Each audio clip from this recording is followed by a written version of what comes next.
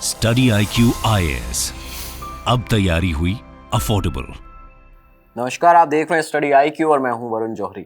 आवश्यकता आविष्कार की जननी होती है, लेकिन ये अपराध का पिता भी हो सकती है। ऐसा ही कुछ हुआ भारत की आज़ादी के बाद।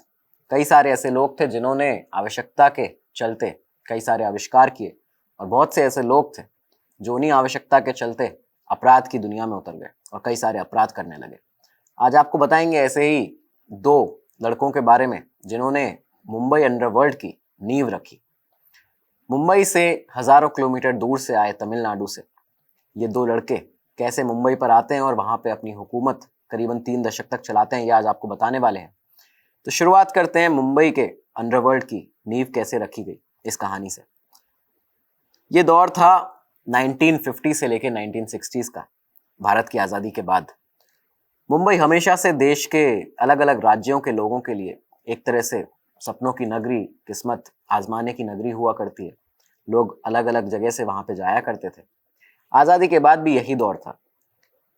1950 से 1960 के बीच में भारत के अलग अलग राज्यों से, उत्तर प्रदेश, मध्य प्रदेश, नॉर्थ इंडिया के तमाम राज्यों से लोग मुंबई में आके बसने लगे, रहने लगे।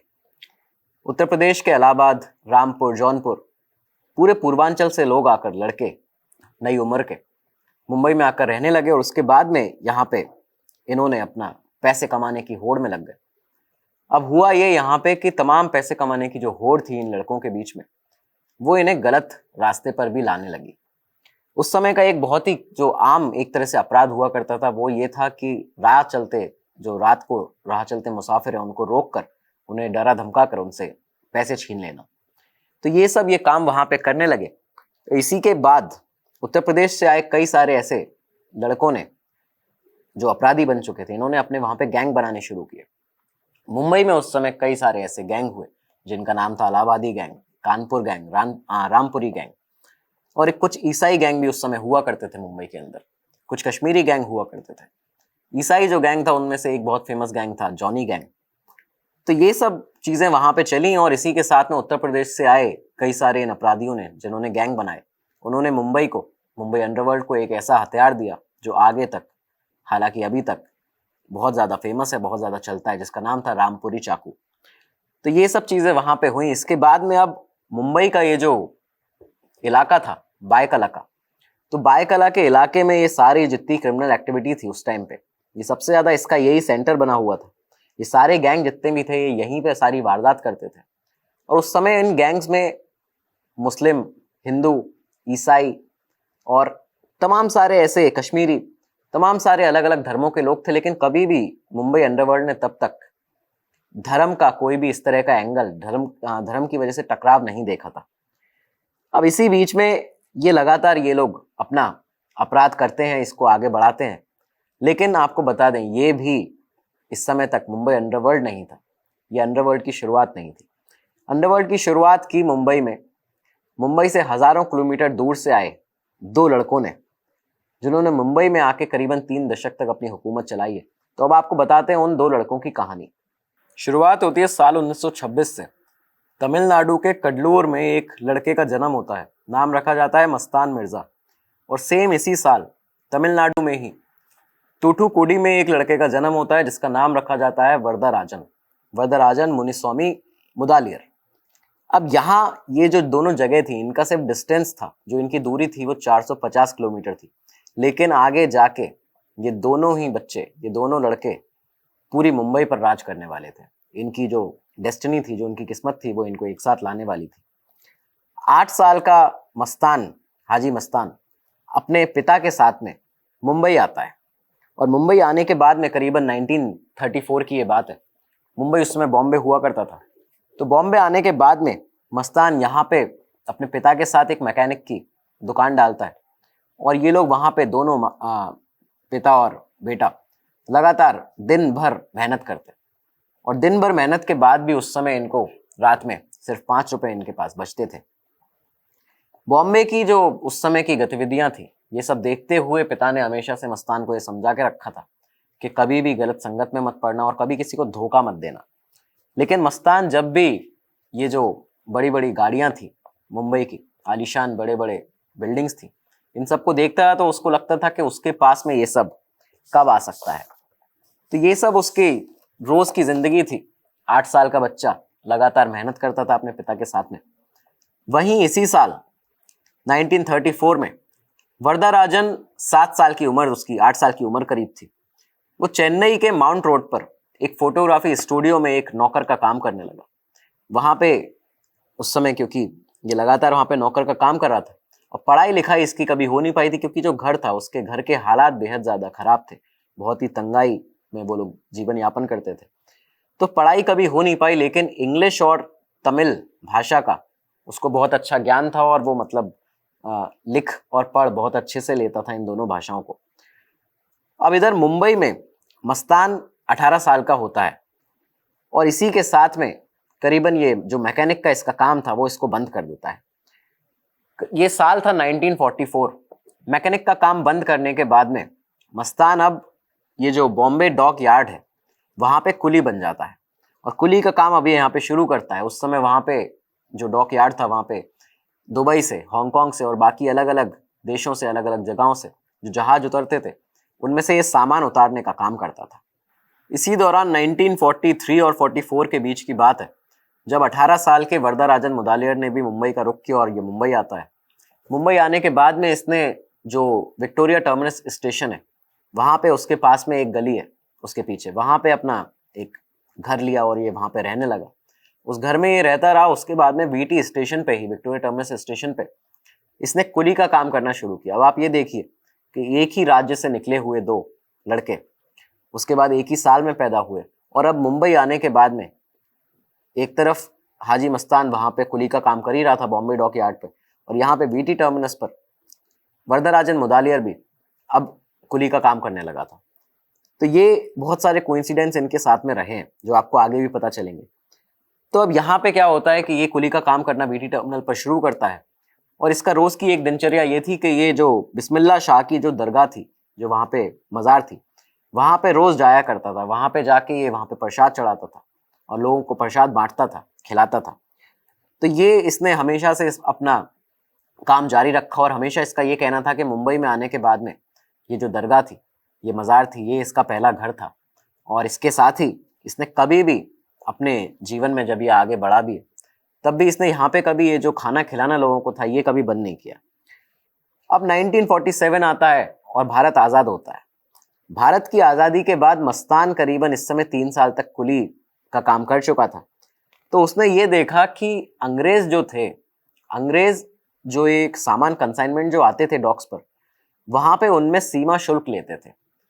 तो मस्तान के दिमाग में एक उसकी ऐसी सोच थी, उसका एक आइडिया आया कि अगर ये जो सीमा शुल्क है इसको हटाकर, इससे इसको झांसा देकर, इससे बचकर अगर ये जो कंसाइनमेंट है वो उन लोगों के पास पहुंचाए जाएं तो उसमें उसको कमीशन मिल सकता है उन लोगों से। उसका ऐसा सोचना इसलिए था कि वो ये मानता था कि जो सीमा शुल्क है वो विरासत अंग्रेजों की है, ये अंग्रेजों का चलाया हुआ चीज है। तो इसलिए इसको अगर इसको झांसा भी दिया जाए तो ये गलत काम नहीं होगा, ऐसी उसकी सोच थी। तो इसी के चलते उसने सोचा कि जो उसकी मंथली सैलरी थी उस समय वो 15 रुपए थी और 15 रुपए से उसको इजाफा होकर वो उसमें कुछ ज्यादा कमा सकता था। तो वो इसी के चक्कर में लगा रहा और अब मस्तान को यहाँ पे एक आदमी मिलता है इसी के चलते। नाम था शेख मोहम्मद अल गालिब, एक दुबई से आया हुआ एक अमीर इंसान, एक अरब था। तो ये यहाँ पे इसको मिलता और इसको भी ऐसे एक शख्स की तलाश थी जो यंग हो, लड़का हो और वो इस तरह से झांसा दे पाए सीमा शुल्क में। तो मस्तान की इससे मुलाकात होती है और इसी के बाद में ये लोग ये गैर कानूनी काम शुरू करते हैं और मस्तान अब यहाँ पे इस काम में लग चुका था। इस समय ज्यादातर लोग इस चीज को समझते नहीं थे। बेसिकली यही चीज होती है जिसे तस्करी कहा जाता है।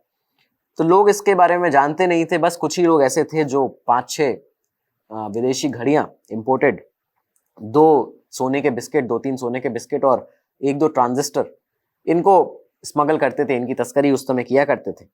तो लेकिन मस्तान अब जब इस काम में लगा और वो भी गालिब के साथ में यहाँ पे जब ये काम करने लगा उस अमीर आदमी के साथ में, तब इसको लगातार इसने अपने पैंट में घड़ियां लेके जाना, अपने जो इसका माथे की पट्टी होती थी उसमें सोने के 2 बिस्किट छिपा लेना, इस तरह से करके इसने लगातार अपना स्मगलिंग का काम वहां पे चालू किया। और देखते ही देखते जो इसकी 15 रुपए की सैलरी हुआ करती थी पर मंथ की, जो एक कुली के तौर पर इसको मिलती थी, अब ये 50 रुपए पर मंथ यहाँ पे कमाने लगा था। तो अब ये लगातार अब पैसा कमा रहा था गालिब के साथ और उस काम में उसको मजा भी आ रहा था। लोगों में मस्तान की जो एक छवि थी, जो इमेज थी, अब वो बदलने लगी थी। लोग जानते थे कि अब ये एक गालिब का, जो दुबई से आया हुआ एक अमीर आदमी है, उसका एक बहुत ही खास चहेता इंसान है, चहेता उसका कुली है। तो उस टाइम जो वहाँ पे कुली हुआ करते थे बॉम्बे उसकी डॉक यार्ड पे, उन कुलियों से एक वहाँ का गुंडा हुआ करता था शेर खान पठान नाम का। वो बेवजह की वसूली करता था। वो आता था अपने लोगों के दम पर, अपने लड़कों के दम पर लोगों को, कुलियों को धमकाता था और वहां पे उनसे जो उनकी दिन भर की कमाई होती थी उसमें से कुछ सामान, कुछ हिस्सा ले जाता था। तो ये सब मस्तान, क्योंकि तकरीबन 3-4 साल से कुली था, तो वो ये सब चीजें देख रहा था बहुत लंबे समय से। तो मस्तान ने यहाँ पर एक प्लान बनाया। उसने जो बाकी कुली थे, जिनमें थोड़े मजबूत, जो ताकतवर लड़के थे, उनको अपने साथ में लिया। ऐसे करीब 10 लड़कों को उसने अपने साथ में लिया और उसके बाद उन्हें बताया कि अगर एक बार हमने ये जो शेर खान पठान है, अगर एक बार इसको पीट कर यहाँ से भगा दिया तो ये वापस कभी यहाँ पे आएगा नहीं हमसे मांगने पैसे।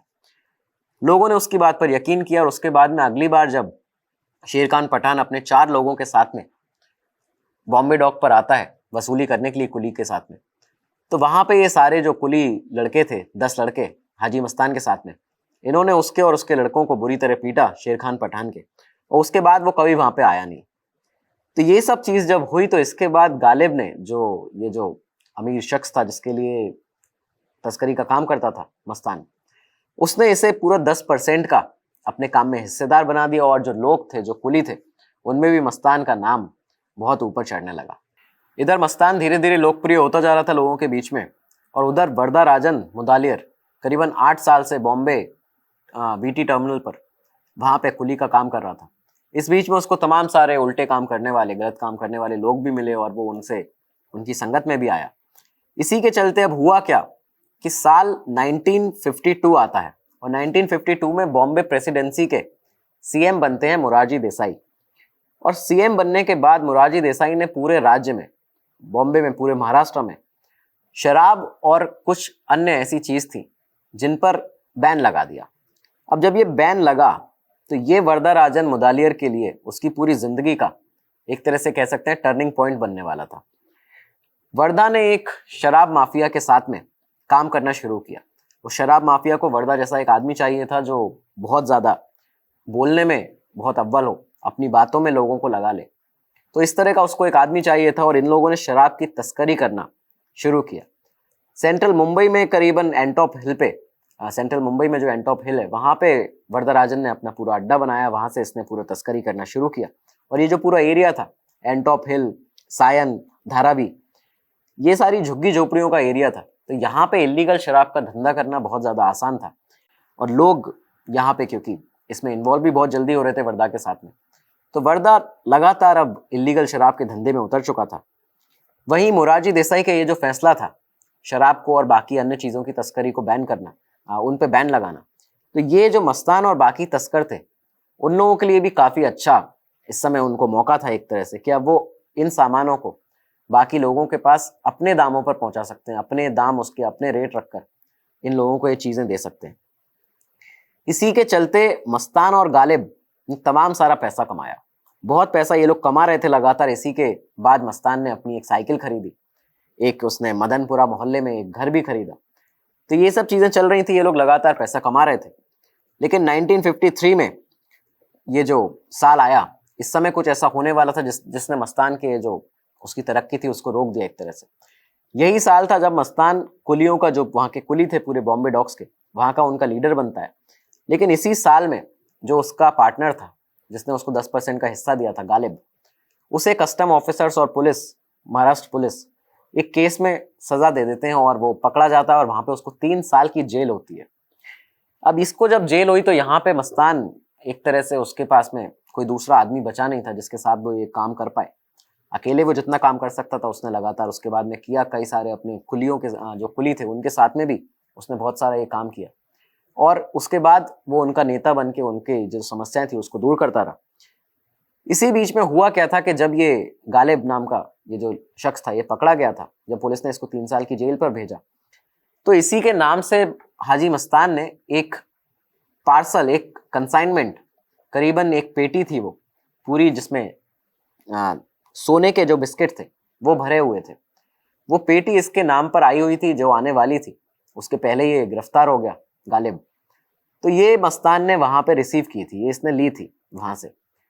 अब जब ये पेटी इसके पास में आई सोने से पूरे भरे हुए बिस्किट्स की, तो इसके मन में एक ख्याल आया कि इनको लेकर भाग जाना चाहिए, क्योंकि अब इस समय ये भी गिरफ्तार हो चुका है।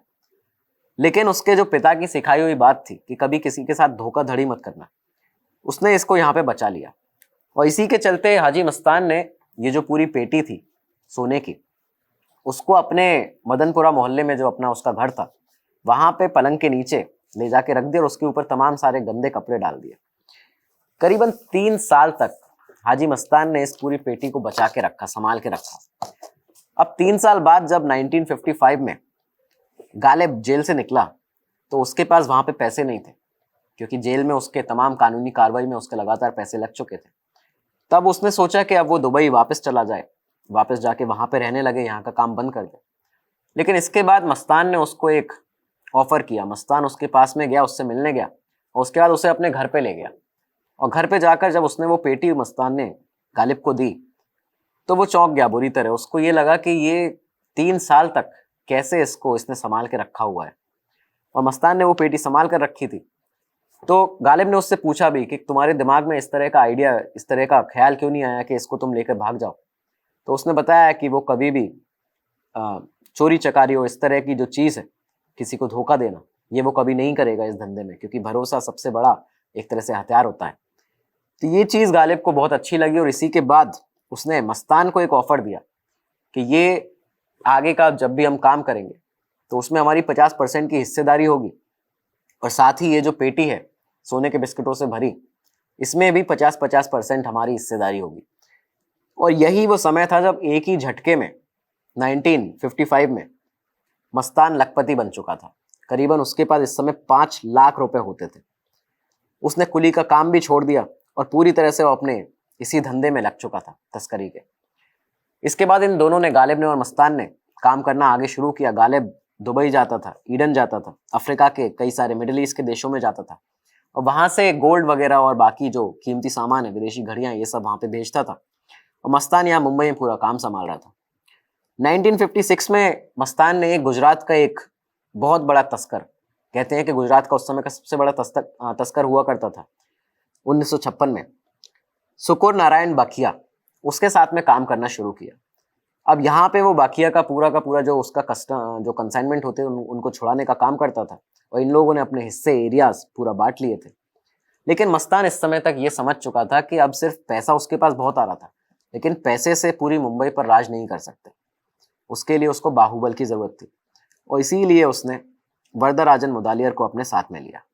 इसी दौर में साल 1956 में वरदराजन पूरी तरह से अपने शराब के इलीगल कारोबार में उतर चुका था, और जो इसका एरिया था जहाँ पे इसका अड्डा था, धारावी, वहाँ पे करीबन 100 से ज़्यादा भट्टियाँ हुआ करती थी, जिनमें करीब एक रात के अंदर 120 लीटर देसी दारू बनाई जाती थी।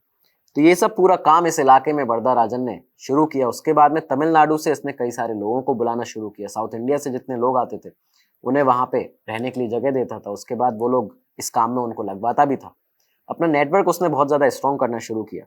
हालात ये हो चुके थे कि इतना स्ट्रॉन्ग नेटवर्क हो गया था कि तमिलनाडु से कोई भी अगर साउथ इंडिया से मुंबई आता था तो सबसे पहले मिलने वो वरदराजन से आता था, और उसके बाद में उसको इस काम में लगवा दिया जाता था। तो ये सब चीज़ें तमाम सारी उसने चालू की। उसके बाद उसने इन लोगों की मदद करना भी शुरू किया जो पूरा साउथ इंडिया से आते थे। उन्हें इलीगल इलेक्ट्रिसिटी का कनेक्शन, पानी की सप्लाई, राशन कार्ड बनवाना। तो ये सब वरदराजन के जो लोग थे वो लगातार इन लोगों की उसमें मदद करते थे, और सरकार से पहले ये लोग उनको ऐसी चीज़ें मुहैया करा देते थे। तो ये सब चीज़ें के चलते हुए वरदराजन की जो पॉपुलैरिटी थी, जो उसकी लोकप्रियता थी, वो बहुत ज़्यादा बढ़ने लगी। एशिया की एक तरह से सबसे बड़ी स्लम कहा जाता है धारावी को। बताते हैं कि उसको बनाने में, उसको सबसे बड़ा स्लम एक तरह से बनाने में वरदराजन का बहुत बड़ा हाथ है, क्योंकि इसने जितने लोगों को वहां से साउथ इंडिया से यहाँ पे बुलाया, ये सारे वहां पे उसने बसाए धारावी में।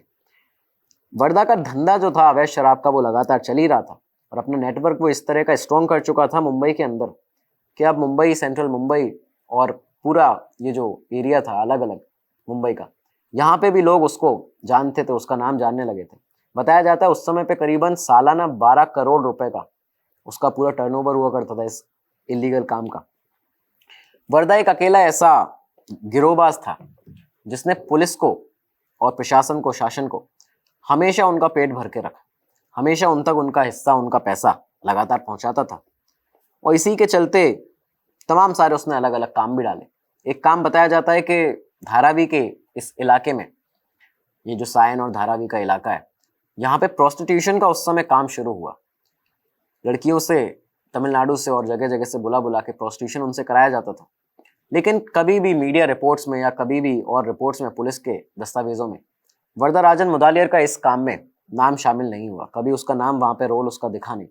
लेकिन फिर बाद में ये सवाल उठते हैं कि जब ये पूरा एरिया वर्दा के कंट्रोल में था, उसकी मर्जी के बिना यहाँ कुछ हो नहीं सकता था, तो ये प्रोस्टिट्यूशन का इतना बड़ा काम, वेश्यावृत्ति का, यहाँ पे कैसे चल रहा था। तो अब आगे चीजें बढ़ती हैं। वर्दा का रौब इस तरह का उस समय बताया जाता है कि इस तरह का उसका रौब हो गया था कि जब भी कभी उसको ये जो पुलिस स्टेशन पड़ते थे इन एरियाज के, या मुंबई में कहीं भी, उसको जब पुलिस स्टेशन में किसी अधिकारी से मिलने जाना होता था तो उसके जाने से पहले उस अधिकारी की टेबल पर एक प्रीमियम विस्की का ग्लास पहुंचा दिया जाता था। और उसके बाद में ये जिससे पता चल जाए कि वहां पे वर्दा उससे मिलने आने वाला है, उसी के चलते बाकी पुलिस ऑफिसर उस थाने से बाहर निकल जाएं, जो बाकी सारे पुलिस वाले हैं, और सिर्फ उस अधिकारी के साथ में उसकी मीटिंग हुआ करती थी। तो इस तरह का उसका एक तरह का जलजला था। लोग उससे डरते थे, लोग उससे खौफ भी खाते थे। इस समय हाजी मस्तान क्योंकि अच्छा खासा पैसा लगातार कमा ही रहा था, लेकिन वो ये समझ चुका था कि उसको बाहुबल की भी जरूरत है। वरदराजन का उसने नाम सुना हुआ था, उसको पता था कि इसका नेटवर्क बहुत अच्छा है, इसके पास ताकतवर लोग हैं वर्दा के पास में।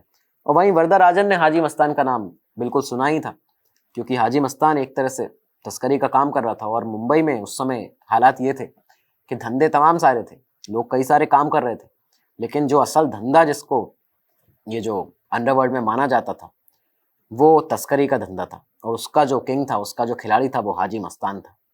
इसी के साथ 60 का दशक चल रहा था। अब यहाँ पे होता क्या है कि 1960s की बात है। केंद्र सरकार के एक बहुत बड़े मंत्री का एक कंसाइनमेंट बॉम्बे पोर्ट पर आने वाला था और इसकी खबर लग जाती है वर्दा को। वर्दा ने उस कंसाइनमेंट को चोरी करने का प्लान बनाया, अपने लोगों को बाकायदा वहां पे भेजा और उसको चोरी भी कर लिया गया। पुलिस ने जब इस चीज की छानबीन की तो उनको पता चलता है वहां से, जब वो लोगों को गिरफ्तार करते हैं, कि इसकी पूरी जो मास्टर प्लान था इसका, वो वरदराजन का था। तो इसके चलते धारावी के अड्डे से वरदराजन को गिरफ्तार किया जाता है, उसको आजाद मैदान पुलिस स्टेशन ले जाया जाता है। अब यहाँ पे क्योंकि ये केस बहुत बड़ा था और ऊपर से प्रेशर पुलिस के ऊपर बहुत था, तो ये बात फैलती है और लोगों में पता चलती है। इसी के साथ ही हाजी मस्तान को ये बात पता चलती है कि वर्दा को गिरफ्तार करके आजाद मैदान पुलिस स्टेशन में रखा गया है। तो ये यहाँ पे हाजी मस्तान करीबन 2 दिन बाद रात के समय इस पुलिस स्टेशन में पहुंचता है। लोग उसको जानते थे, पुलिस वाले जानते थे, कस्टम ऑफिसर्स भी जानते थे।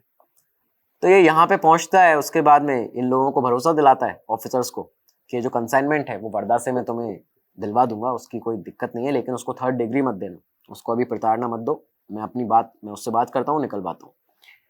पहली बार ये लोग मिल रहे थे, वरदराजन और हाजी मस्तान। सफेद कपड़े पहने, हाथ में सिगरेट, 555 जो ब्रांड होता है उसका सिगरेट लेकर हाजी मस्तान पहुंचता है उस सेल के पास में जहां पे वर्दा अंदर कैद था। वर्दा के पास जाके वो कहता है, वणक्कम थलाइवर। इसका मतलब होता है हिंदी में नमस्कार मुखिया, नमस्कार साहब। एक तरह से थलाइवर हेड को कहते हैं। तो अब वर्दा ने जब ये सुना कि तमिल में ही कोई उसको उसका अनुवादन उससे कर रहा है, उससे बातचीत कर रहा है, तो वो चौंक गया। उसने देखा, उसके बाद में उसकी और मस्तान की बातचीत शुरू होती है और लगातार इन्होंने सारी बातें तमिल भाषा में ही की, क्योंकि बाकी जो पुलिस वाले थे वहां उनको कुछ समझ में ना आए। तो इस तरह से ये लोग वहां पे बातचीत अपनी शुरू करते हैं। दरअसल हाजी मस्तान अपना एक प्रस्ताव लेके, एक ऑफर लेके वहां पे वर्दा के पास में गया हुआ था, और ऐसा ऑफर था जिसको वर्दा ठुकरा भी नहीं सकता था। तो अब यहाँ पे मस्तान ने उसे समझाना शुरू किया कि जो भी कंसाइनमेंट है वो इन लोगों को वापस दे दो और उसके बाद मेरे साथ में काम करने के लिए आ जाओ। तो वर्दा को लगा कि पुलिस वालों ने शायद इसको अपने साथ में लिया हुआ है, हाजी मस्तान को, और ये उनकी तरफ से आया है। तो ये चीज़ देखते हुए वर्दा ने उससे पूछा कि तुम्हें इसमें क्या मिलेगा और तुम ऐसा क्यों कर रहे हो। तो उसने बोला कि मुझे ऐसा कुछ मिलेगा नहीं, लेकिन मैं तुम्हें अपने गैंग में लेना चाहता हूँ। तो उसने फिर से पूछा कि इससे आपको क्या फ़ायदा है। तो मस्तान ने साफ साफ बताया कि तुम्हारा जो बाहुबल है, जो तुम्हारे नेटवर्क है, जो तुम्हारी ताकत है लोगों की, वो मुझे चाहिए, उनको मैं साथ में लाना चाहता हूँ यहाँ पे। इसके बाद वर्दा राजन के पास में कोई और चारा नहीं था और ना ही वो चाहता था कि वो मस्तान का ये ऑफर ठुकराए। तो मस्तान का ऑफर ये यहाँ पे एक्सेप्ट करता है। इसके बाद में जो कस्टम ऑफिसर थे वो भी खुश कि उनको उनका कंसाइनमेंट मिल गया। वर्दा राजन खुश कि वो अब हाजी मस्तान के साथ में काम कर रहा था। एक तरह से उसने उसको बाहुबली बताया था कि तुम्हारा बाहुबल मुझे चाहिए, और वर्दा को एक तरह से मौका भी मिला मस्तान के साथ में काम करने का, उसका पार्टनर बनने का। लोगों ने जो वहाँ पे थे उन्होंने बताया कि एक बहुत ही अलग तरह का एक दृश्य था, क्योंकि वर्दा राजन एक तरफ एक बनियान पहना था, एक धोती और चप्पल पहना था, और वहीं दूसरी तरफ हाजी मस्तान जो था वो एकदम सफ़ेद कलर का बहुत ही आलीशान शानदार सूट पहना हुआ था, और उसने बहुत ही अच्छे जूते डाले हुए थे सफ़ेद कलर के। तो एक बहुत ही अलग गठबंधन वहाँ पे लोगों ने उस समय नोटिस किया है, देखा कि दो अलग अलग तरह के लोग जो एक ही जगह से आते हैं और एक साथ यहाँ पे हो चुके थे। वर्दा और मस्तान ने काम एक साथ शुरू किया। लोगों को इस समय तक ये पता चल चुका था, पूरे मुंबई में जितने भी लोग इस तरह के कामों में थे, पूरे पुलिस प्रशासन को ये पता चल चुका था कि वर्दा राजन और हाजी मस्तान अब एक साथ आ चुके हैं, दोनों एक दूसरे के काम में हेल्प भी करते हैं। तो इसी के चलते दोनों ने बेहद ज़्यादा पैसा कमाया।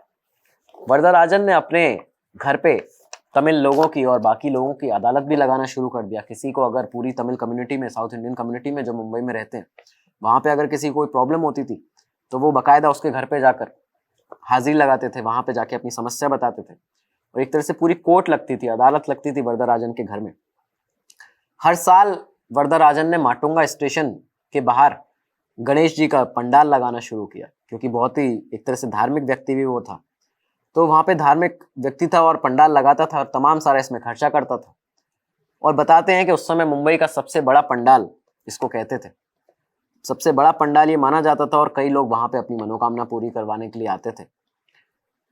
हर तरह के लोगों को खुश कैसे रखा जाए ये वर्दा राजन को बहुत अच्छे से आता था, और बेहद चौकन्ना हमेशा वो रहता था। इस तरह का उसका जलवा था, इस तरह का उसका, लोग उसकी बात मानते थे कि तमाम जो क्रिमिनल्स थे, अगर वो सरेंडर नहीं कर रहे हैं और पुलिस वाले चाहते हैं किसी क्रिमिनल को सरेंडर कराना, तो बाकायदा उस तक ये बात पहुंचा दी जाती थी वर्दा के पास कि इस क्रिमिनल को आप अगर बोल दें तो हो सकता है ये हमारे पास में आ जाए, ये सरेंडर कर दे। और ऐसा कई बार हुआ कि वर्दा ने जब किसी क्रिमिनल को बोला है कि तुम जाके सरेंडर कर दो इस अपराध में जो तुमने किया है, तो कई सारे ऐसे अपराधियों ने सरेंडर भी जाके जेलों के अंदर किए। तो इस तरह का उसका लोग बात मानते थे, वो इस तरह से अपनी बातों में लोगों को ले लेता था। मस्तान के पास अब यहाँ पे बाहुबल भी आ चुका था, और अब उसने राजनेताओं से संबंध बनाने शुरू किए। इसी के साथ में मस्तान ने एक और चीज शुरू की, क्योंकि वो लगातार पैसा कमाना और ज्यादा चाहता था। तो उसने जो अभी तक वो सोने की तस्करी भारत में करता था, विदेशी सोने की, अब उसने यहाँ से ये देखा कि विदेशी सोना जैसे भारत में इंपॉर्टेंट है, जैसे लोग यहाँ पे उसको पसंद करते हैं, ऐसे ही भारत की जो बॉम्बे की जो चांदी है, जो सिल्वर है, उसको लोग विदेश में पसंद करते हैं, मिडिल ईस्ट में। तो उसने ये पूरा एक धंधा फिर से एक नया शुरू किया। उसने यहाँ से जो सिल्वर था, चांदी थी, उसको लेकर मिडिल ईस्ट के कई सारे देशों में वहां पे बेचा, अफ्रीका में बेचा। ये धंधा इतना ज्यादा चला और इससे इतना ज्यादा उसको मुनाफा हुआ मस्तान को, कि बताते हैं कि ये पूरा जो ब्रांड था इस चांदी का, एक तरह से उस ब्रांड का एक नाम बन चुका था, मस्तान की चांदी। तो ये तमाम सारा उसका एक तरह से बिजनेस माइंड था, और मस्तान तमाम इसके चलते पैसा कमा चुका था। मुंबई के मालाबार हिल में उसने अपना एक आलीशान घर लिया, तमाम सारी मर्सिडीज उसके पास गाड़ियां थी, लेकिन जो उसकी फेवरेट थी वो थी मर्सिडीज बेंज 200D। तो ये बहुत ज़्यादा शौक थे इस तरह के उसको, फिल्मों के तमाम सारे शौक थे, फिल्मी हस्तियों के साथ में उसके तमाम सारे फोटोज आप देख सकते हैं। इसके बाद उसने लगातार में अपना काम इस तरह से चालू रखा और 1971 और 72 का ये वो दौर आ चुका था जब हाजी मस्तान और वरदराजन की जो ये जोड़ी थी, इसने मुंबई को एक तरह से बांट लिया था आपस में। सेंट्रल मुंबई का जो एरिया था वो वर्धा के पास रहता था और जो पूरा साउथ मुंबई था वो पूरा मस्तान अपने कंट्रोल में रखता था। हाजी मस्तान और वरदराजन मुदालियर ने करीबन 2 दशक से ये लोग अब मुंबई के ऊपर एक तरह से अपनी हुकूमत कर रहे थे, लेकिन अब इनके पतन के भी दिन आने शुरू हो चुके थे। हुआ ये कि भारत में इंदिरा गांधी की, क्योंकि उस समय सरकार थी, इंदिरा गांधी प्रधानमंत्री थी, 1975 से 77 के बीच में जब 21 महीने की इमरजेंसी लगाई जाती है, तो इंदिरा गांधी ने ये इमरजेंसी लगाई और इसी के साथ में कई लोगों को यहाँ पे गिरफ्तार किया था, जेल में डाला गया था। उन्हीं में से एक नाम हाजी मस्तान का भी था। हाजी मस्तान को भी जेल में डाला गया और जेल में जाके ये हाजी मस्तान की मुलाकात होती है लोकनायक कहे जाने वाले जेपी नारायण से, जयप्रकाश नारायण से। अब जयप्रकाश नारायण के साथ में हाजी मस्तान की जब मुलाकात हुई तो उनकी आइडियोलॉजी से ये बहुत ज़्यादा प्रभावित हुआ और इसके बाद में बताया जाता है कि इस मुलाकात ने एक तरह से मस्तान की पूरी जिंदगी को बदल दिया। राजनीति में अब वो आना चाहता था और उसके बाद में उसने आके जेल से छूटने के बाद वो पहले हज पे गया।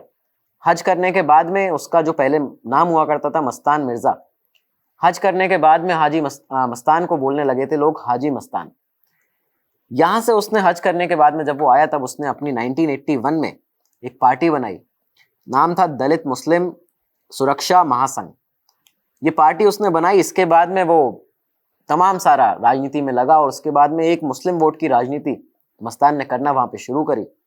दिलीप कुमार ने उस समय, जो फिल्म अभिनेता हैं दिलीप कुमार थे, उन्होंने बहुत ज़्यादा इसका उस समय सपोर्ट किया, इस पार्टी का बहुत ज़्यादा प्रचार किया और पूरी तरह से अब ये यहाँ पे उतर चुका था। ये हाजी मस्तान एक तरह से वीपी सिंह जैसा नेता बनना चाहता था, उसका ये कहना था।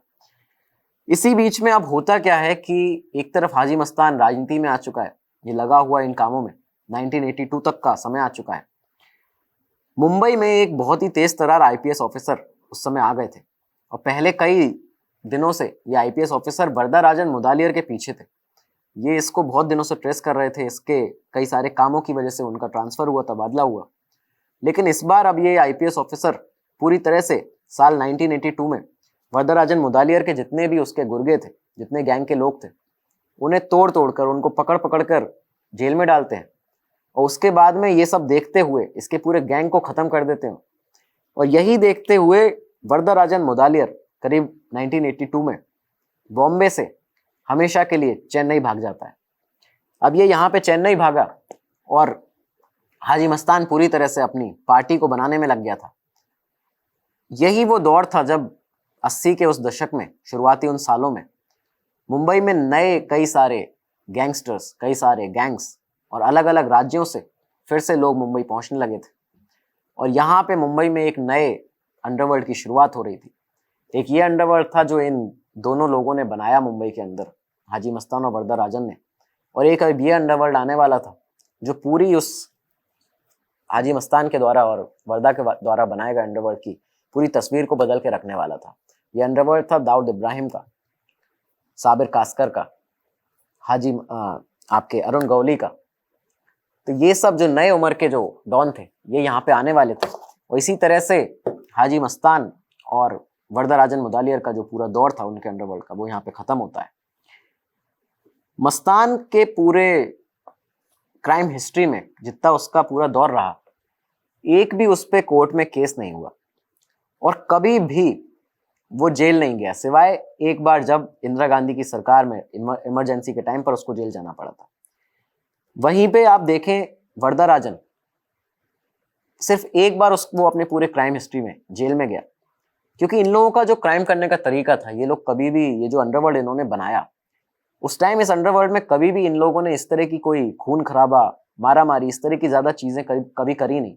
ये अपने काम से काम रखते थे और इनका काम जो स्मगलिंग का काम है, इलीगल ट्रैफिकिंग का, दारू का काम है, ये सब चलते रहे, बस ये इसमें रहते थे। लेकिन कभी भी यहाँ पे कम्युनल कलर नहीं देखने को मिला, कभी भी एक तरह से ये देखने को नहीं मिला कि डिफरेंसेस हो दो, क्योंकि एक हिंदू डॉन था, एक मुस्लिम डॉन था, लेकिन कभी भी यहाँ पे धर्म की वजह से भी कभी डिफरेंस नहीं हुआ। लेकिन बाद में मुंबई अंडरवर्ल्ड ने इस तरह की तमाम सारी चीज़ें देखी हैं। वहीं पे बाद में होता यह है कि 1988 में जब वर्धा चेन्नई चला गया था तो वहाँ पे हार्ट अटैक से 1988 में वरदराजन की मौत होती है और उसी के ठीक 6 साल बाद हाजी मस्तान की 1994 में मुंबई में हार्ट अटैक से उसकी भी मौत होती है।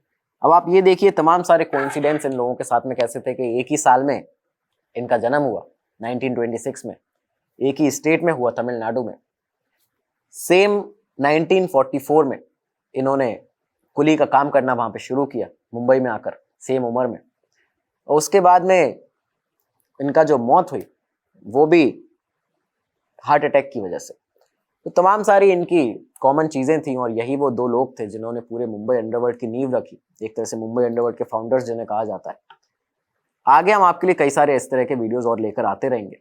आप भी अपने टॉपिक्स हमें कमेंट सेक्शन में ज़रूर बताइएगा। तब तक के लिए दीजिए इजाज़त। नमस्कार, धन्यवाद, जय हिंद। स्टडी IQ IAS, अब तैयारी हुई अफोर्डेबल।